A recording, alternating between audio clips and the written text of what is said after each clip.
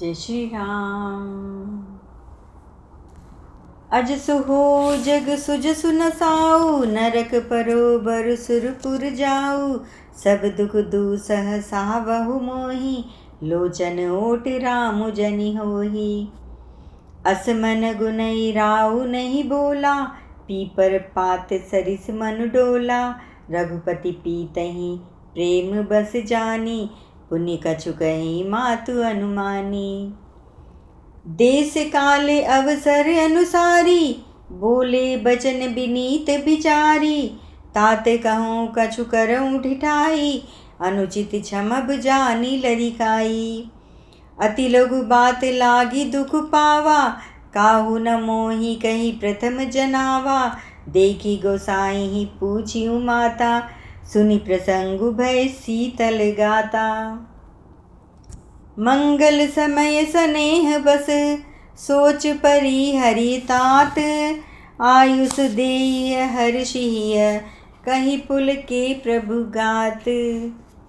धन्य जन्म जगती तलतासु, पीतहि प्रमोद चरित सुनि जासु। चारि पदारथ कर तलता के, प्रिय पितु मातु प्राण समझाके।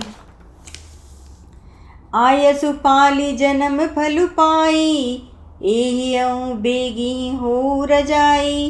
बिदा मातु सन आवऊ मांगी, चलियो बनहि बहुरी पग लागी। अस कहीं राम गवनु तब किन्हा, भूप शोक बस उतरु न दिन्हा। नगर व्यापी गई बात सुतीछी, छुअत चढ़ी जनु सब तन बीछी। सुनी भय बिकल सकल नर नारी, पेली बिटप जिमि देखी दवारी।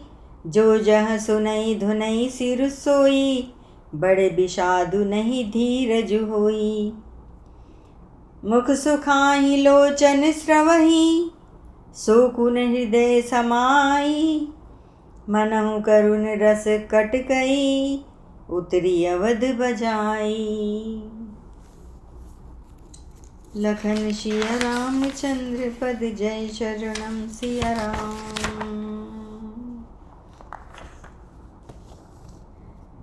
जगत में चाहे अपयश हो या सुयश नष्ट हो जाए, चाहे नया पाप होने से मैं नरक में गिरूं अथवा स्वर्ग चला जाए, पुण्यों के फलस्वरूप मिलने वाला स्वर्ग चाहे मुझे न मिले, और भी सब प्रकार के दुस्सह दुख आप मुझसे सहन करा लें, पर श्री रामचंद्र मेरी आँखों की ओट ना हों। राजा मन ही मन इस प्रकार विचार कर रहे हैं, बोलते नहीं। उनका मन पीपल के पत्ते की तरह डोल रहा है। श्री रघुनाथ जी के पिता को प्रेम के वश जानकर और यह अनुमान करके कि माता फिर कुछ कहेगी तो पिताजी को दुख होगा, देश काल और अवसर के अनुकूल विचार कर विनीत वचन कहे, हे तात, मैं कुछ कहता हूँ, यह ढिठाई करता हूँ। इस अनुचित्य को मेरी बाल्यावस्था समझकर क्षमा कीजिएगा। इस अत्यंत तुच्छ बात के लिए आपने इतना दुख पाया, मुझे किसी ने पहले कहकर यह बात नहीं जनाई। स्वामी, आपको इस दशा में देखकर मैंने माता से पूछा, उनसे सारा प्रसंग सुनकर मैं सब अंग शीतल हो गए, मुझे बड़ी प्रसन्नता हुई। हे पिताजी, इस मंगल के समय स्नेहवश होकर सोच करना छोड़ दीजिए और हृदय में प्रसन्न होकर मुझे आज्ञा दीजिए। यह कहते हुए प्रभु श्री रामचंद्र जी सर्वांग पुलकित हो गए।